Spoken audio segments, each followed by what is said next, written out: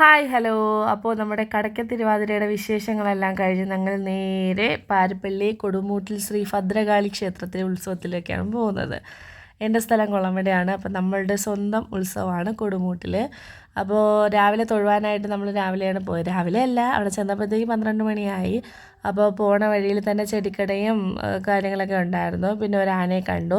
ആന കുളിച്ച് കുറിയൊക്കെ തൊട്ട് ഇനി കുറച്ചുകൂടി സുന്ദര കുട്ടപ്പനായിട്ട് വരാൻ വേണ്ടി പോകുന്ന പോക്കാണ് ഈ കാണുന്നത്. അങ്ങനെ ആനേനെയൊക്കെ കണ്ട് നമ്മൾ നേരെ കുറുക്ക് വഴി അങ്ങ് വണ്ടിയൊക്കെ പാർക്ക് ചെയ്തതിന് ശേഷം അതുവഴി തന്നെ നമ്മൾ അമ്പലത്തിൽ കയറി ചെന്നപ്പോഴത്തേക്ക് കുറച്ച് ആൾക്കാരൊക്കെ ഉണ്ടായിരുന്നു. പിന്നെ വെയിലായിരുന്നു. വെയിലിൻ്റെ കാര്യം പറയാതിരിക്കാൻ വയ്യ, നല്ല വെയിലായിരുന്നു. പിന്നെ നമ്മൾ ചന്ദനത്തിരിയും അമ്മ പൂമാലയൊക്കെ മേടിച്ച് നമ്മൾ നേരെ അമ്പലത്തിലേക്ക് തൊഴുവാൻ കയറി. അമ്പലത്തിൽ ഫോൺ യൂസ് ചെയ്യാൻ പാടില്ലല്ലോ, അതുകൊണ്ട് തന്നെ നമ്മൾ ഫോണൊക്കെ ഓഫ് ചെയ്ത് വെച്ച് ദൈവത്തിനോട് കാര്യമൊക്കെ പറഞ്ഞതിന് ശേഷം നമ്മൾ നേരെ തിരിച്ചിറങ്ങി. അവിടെ കൊടുമൂട്ടിൽ ഒരുപാട് മാറ്റങ്ങളൊക്കെ സംഭവിച്ചിട്ടുണ്ട്. ഞാൻ കുറേ നാൾക്ക് ശേഷമാണ് അവിടെ ചെല്ലുന്നത്.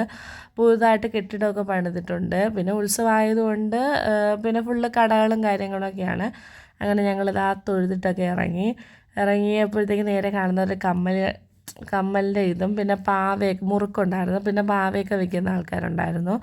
അപ്പോൾ എൻ്റെ പുത്രനൊരു മോഹം അതിൽ നിന്ന് ജിറാഫ് മേടിക്കണമെന്ന്. ഞാൻ പറഞ്ഞു ഒരു സാധനം ഞാൻ മേടിച്ചു തരത്തില്ല എന്ന്. അങ്ങനെ അവസാനം അച്ചാമ്മ മേടിച്ചു കൊടുക്കാമെന്ന് പറഞ്ഞ് കൊണ്ടുപോയി. അങ്ങനെ അവൻ ആ ജിറാഫിനെ കൈക്കലാക്കി. പക്ഷെ നല്ല രസമുണ്ടായിരുന്നു. നല്ല ക്യൂട്ട് പാവകളായിരുന്നു അവിടെ ഇരിക്കുന്നതെല്ലാം.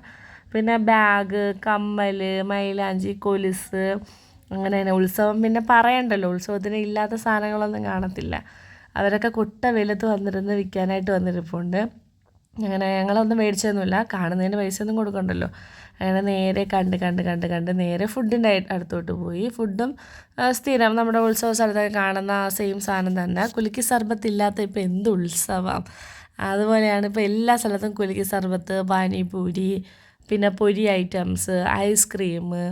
ഇപ്പോൾ എല്ലാ ഉത്സവങ്ങൾക്കും ഈ സംഭവങ്ങൾ കാണും. ഒന്നുമില്ലെങ്കിലും ബജിക്കട, കോളിഫ്ലവർ പൊരിച്ചത് എൻ്റെ ഫേവറേറ്റ് അതാണ്.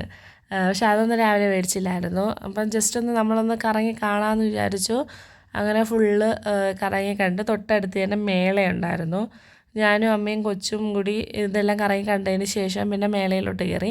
പക്ഷേ ജസ്റ്റ് ഒന്ന് കണ്ട് ഇറങ്ങി, അത്രേ ഉള്ളൂ. കാരണം തിരുവാതിരയ്ക്ക് പോയതിൻ്റെ ക്ഷീണമായിരിക്കും തീർന്നില്ലേ, അതുകൊണ്ട് ജസ്റ്റ് ഒന്ന് കയറി കാണാമെന്ന് വിചാരിച്ച് മേളയിലൊക്കെ കയറി. സെയിം സാധനങ്ങളൊക്കെ തന്നെയായിരുന്നു. വിലക്കുറവ് എന്ന് പറയാം, വിലക്കുറവ് ഉണ്ട്. പിന്നെ നമ്മളൊന്നും മേടിച്ചില്ല, ജസ്റ്റ് ഒന്ന് കയറി കണ്ട് ഇറങ്ങി, അത്രേ ഉള്ളൂ. പിന്നെ നമ്മൾ ഇത്രയും സ്ഥലം വരെ വന്നിട്ട് പിന്നെ കയറാതെ പോകണ മോശമില്ലേ, അതുകൊണ്ട് പിന്നെ കയറി. അപ്പോൾ ആൾക്കാർ വിളിക്കുന്നു. ഞാൻ പറഞ്ഞു ഒന്നിൻ്റെ ക്ഷീണം വരയ്ക്ക് കഴിഞ്ഞില്ല. പിന്നെ ഇത്രയും വെയിലൊക്കെ കൊണ്ടതിൻ്റെ ക്ഷീണം തീർക്കാനായിട്ട് കുലുക്കി സർബത്തും കുടിച്ച് നല്ല രസമുണ്ടായിരുന്നു. മയിൽപ്പീലിയൊക്കെയാണ്. ഈ ബാഗ് 100 രൂപയുള്ളായിരുന്നു. നമ്മൾ തൊഴുതിട്ട് വന്നപ്പോൾ പപ്പ അവിടെ ഇരിക്കുമായിരുന്നു. അങ്ങനെ കുറേ നേരം അവിടെ ഇരുന്ന് ഫോട്ടോയൊക്കെ എടുത്തതിന് ശേഷം നമ്മൾ നേരെ കുളമയുടെ വീട്ടിലേക്ക് എത്തി. അവിടെ എത്തിയപ്പോഴത്തേക്ക് അമ്മ നമ്മളെ കാത്തിരിക്കുന്നുണ്ടായിരുന്നു. പിന്നെ ഫുഡൊക്കെ കഴിച്ച് കുറേ നേരം റെസ്റ്റൊക്കെ എടുത്ത് അപ്പാമ്മേനെ കഥ കേട്ടുകൊണ്ടിരിക്കുന്നതാണ് ഞാൻ. അപ്പോഴത്തേക്ക് നമ്മുടെ കഥാനായകൻ പപ്പ എത്തി. ഫോട്ടോ ഒക്കെ കഴിഞ്ഞിട്ട് വരുന്ന വഴക്ക് വരുന്നു. പിന്നെ പപ്പേരെയും ഒരു വീഡിയോ ഒക്കെ എടുത്തതിന് ശേഷം പിന്നെ നമ്മൾ വൈകിട്ട് അമ്പലത്തിൽ ആനയെ കാണാനായിട്ട് പോണ പോക്കാണ്. അമ്മയെ സോപ്പിട്ട് കൈ പിടിച്ചേക്കുന്നത് കളിപ്പാട്ടം മേടിക്കാനാണ്. ഞാൻ വിളിച്ചിട്ട് വന്നില്ല. അമ്മമ്മേനെ സോപ്പിട്ട് അടുത്ത് കളിപ്പാട്ടം മേടിക്കാനുള്ള പോക്കാണ്. അപ്പോൾ നമ്മൾ കുറേ നേരത്തെ കാത്തിരിപ്പിൻ്റെ ഒടുവിൽ ആനകളെത്തി തുടങ്ങി. എന്ത് ഐശ്വര്യമായിരുന്നു കാണാൻ. ഫസ്റ്റ് രണ്ട് ആനകൾ ഒരുമിച്ചാണ് വന്നത്. എന്തൊരാളായിരുന്നു, രാവിലെ കണ്ട സ്ഥലമേ അല്ല, ഭയങ്കര ആളായിരുന്നു. ആൾ കൂടുന്നതിനനുസരിച്ച് ചൂടും, സഹിക്കാൻ പറ്റാത്ത ചൂടായിരുന്നു. പിന്നെ പിന്നെ വിയർത്ത് കുളിച്ച് അവിടെ നിന്ന്. എന്നാലും നമുക്ക് ആനയെ കാണാതിരിക്കാൻ പറ്റില്ലല്ലോ. അങ്ങനെ ആനേനെയൊക്കെ കണ്ട് ആദ്യം ആന വന്ന് ദേവിയെ തൊഴുത് എന്നിട്ട് ഗ്രൗണ്ടിൽ പോയി. ഈ ആനകളെല്ലാം അമ്പലത്തിൽ കൊണ്ടുവന്ന് തൊഴിപ്പിച്ചിട്ട് ഗ്രൗണ്ടിലാണ് പിന്നെ മേള നടക്കുന്നത്, വെഞ്ചാമരമൊക്കെ വീശുന്നതും. അങ്ങനെ പിന്നെ രണ്ടാമത്തെ ആന വന്ന്, ആനകളുടെ പേരൊന്നും എനിക്കറിയത്തില്ല, ഒരു ആനയുടെ പേര് മാത്രം അറിയാം. അത് ആന വരുമ്പോൾ ഞാൻ പറയാം. അങ്ങനെ ആ ആനയും തൊഴുത് കഴിഞ്ഞ് പോയി. മൂന്നാമത്തെ ആനയും വന്ന്. എന്തോരം ആൾക്കാരായിരുന്നു കാണാനായിട്ടും. ചെറിയ പേടിയൊക്കെ ഉണ്ടായിരുന്നു കേട്ടോ. മുമ്പ് ആനയുള്ള സ്ഥലത്ത് അങ്ങനെ പോവുകയൊന്നുമില്ലായിരുന്നു. ആനയെ ഭയങ്കര പേടിയായിരുന്നു. ഇപ്പം പിന്നെ വലിയ കുഴപ്പമില്ലായിരുന്നു, പേടിയൊക്കെ ഉണ്ടായിരുന്നു, എന്നാലും വലിയ കുഴപ്പമില്ലാതെ അവിടെ അടുത്തൊക്കെ ചെന്ന് നിന്ന് ഫോട്ടോ ഒക്കെ എടുത്ത്. അതിൻ്റെ ഇടയ്ക്ക് കൂടെ ആരോസിരുന്ന് അങ്ങ് ഉറങ്ങി. പിന്നെ ഒരു രക്ഷയില്ല, ഈ ചൂടത്ത് അവ എങ്ങനെ ഉറങ്ങിയെന്ന് എനിക്കറിയത്തില്ല. പിന്നെ അമ്മ എടുത്തുകൊണ്ട് പോയി അങ്ങ് കൊണ്ടുപോയി. ഈ ആനയുടെ പേരാണ് ഉഷശ്രീ ശങ്കരൻകുട്ടി. ഈ ആനയെ മാത്രമാണ് ഒരുക്കാതെ കൊണ്ടുവന്നത്. അതിന് കാരണം അമ്മയുടെ തിടം പേറ്റുന്നത് ഈ ആനയാണ്. അപ്പോൾ ഈ പന്തലിൽ കൊണ്ട് നിർത്തി ദേവിയെ തൊഴുതതിന് ശേഷം പിന്നെ ആനയെ ഒരുക്കാനായിട്ട് തുടങ്ങി. ഞാൻ വലിയ ആനപ്രേമിയോ കാര്യമോ ഒന്നുമല്ല, പക്ഷേ അത് കണ്ടപ്പോഴത്തേക്ക് എനിക്ക് രോമാഞ്ചം വന്നു. അത് ഒരുങ്ങാതെ ഇത്രയും ആനകളെല്ലാം ഒരുങ്ങിയാണ് വന്നത്. കാണാനൊരു ഭംഗി ഉണ്ടായിരുന്നു. പക്ഷേ ഈ ആന ഒരുങ്ങാതെ വന്ന് നമ്മളുടെ മുന്നിൽ നിന്ന് എന്നെ ഒരുങ്ങി നെറ്റിപ്പട്ടവും മാലയൊക്കെ ഇട്ടപ്പോഴത്തേക്ക് എൻ്റെ പൊന്നി എനിക്ക് രോമാഞ്ചം വന്നു. എനിക്ക് മാത്രമല്ല, അവിടെ നിന്ന് എല്ലാവർക്കും എന്തൊരു ഐശ്വര്യമായിരുന്നു ആനയെ കാണാൻ, അങ്ങനെ ഒരുങ്ങി കാണാൻ. നല്ല രസമുണ്ടായിരുന്നു. അതിപ്പോൾ നിങ്ങൾക്കും കാണാൻ പറ്റും. ഇത് നോർമൽ ആനയായിട്ടല്ലേ ഇപ്പം നിൽക്കുന്നത്. അതിൻ്റെ കൂടെ തന്നെ വേറൊരു ആനയും വന്ന് തൊഴുത്. സമയമില്ലായിരുന്നു, 5 മണി അങ്ങോട്ടേ ആയി തുടങ്ങിയപ്പോഴത്തേക്ക് തന്നെ. അങ്ങനെ പിന്നെ ഇതിൻ്റെ കൂടെ തന്നെ ചെണ്ടമേളവും പഞ്ചാരിവാദ്യവും എല്ലാം ഉണ്ടായിരുന്നു. സൗണ്ട് ഞാൻ പിന്നെ ഓഫ് ചെയ്ത് വെച്ചേക്കുന്നതുകൊണ്ടാണ് നിങ്ങൾക്ക് കേൾക്കാൻ പറ്റാത്തത്. ഈ ടൈമിൽ പിന്നെ അമ്മാമ്മയൊക്കെ ചൂട് സഹിക്കാൻ വയ്യാതെ അവർ പിന്നെ അവിടെ നിന്ന് ഇറങ്ങി. കാരണം അത്യാവശ്യം നല്ല തിരക്കുണ്ടായിരുന്നു. കൂട്ടം കൂടി ഇരിക്കുന്നത് കൊണ്ട് തന്നെ ചൂടെടുത്ത് അവിഞ്ഞ്.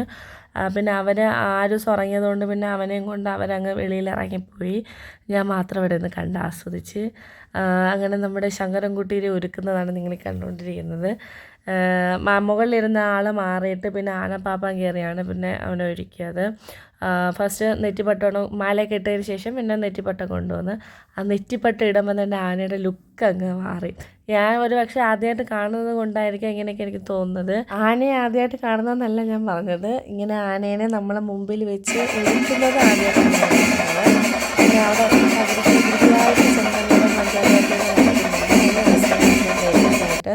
സൗണ്ട് മ്യൂട്ട് ചെയ്തേക്കുന്നതുകൊണ്ടാണ് നിങ്ങൾക്ക് കേൾക്കാൻ പറ്റാത്തത്. പിന്നെ നെറ്റിപ്പട്ടമൊക്കെ വെച്ചതിന് ശേഷം പിന്നെ മുകളിൽ തിടമ്പോ അങ്ങനെ എങ്ങനെയാണെന്ന് തോന്നുന്നു പറയുന്ന പേര്, എനിക്ക് പേരൊന്നും അറിയത്തില്ല. അത് കൊണ്ടുവന്ന് അതുകൂടെ വെക്കുമ്പോഴത്തേക്കും നമ്മുടെ ശങ്കരൻകുട്ടി പിന്നെ വേറെ ലെവൽ ആളായി. നല്ല രസമുണ്ടായിരുന്നു. നല്ല ഒരു ഐശ്വര്യമായിരുന്നു. നല്ല ഭംഗിയായിരുന്നു കാണാനായിട്ട്. ഞാൻ പറഞ്ഞില്ലേ, ഒന്നും ഒരുങ്ങാതെ വന്ന ആന പെട്ടെന്ന് ഇങ്ങനെ സുന്ദരക്കുട്ടപ്പനായി നിൽക്കുന്നതാണ് എനിക്ക് തോന്നി.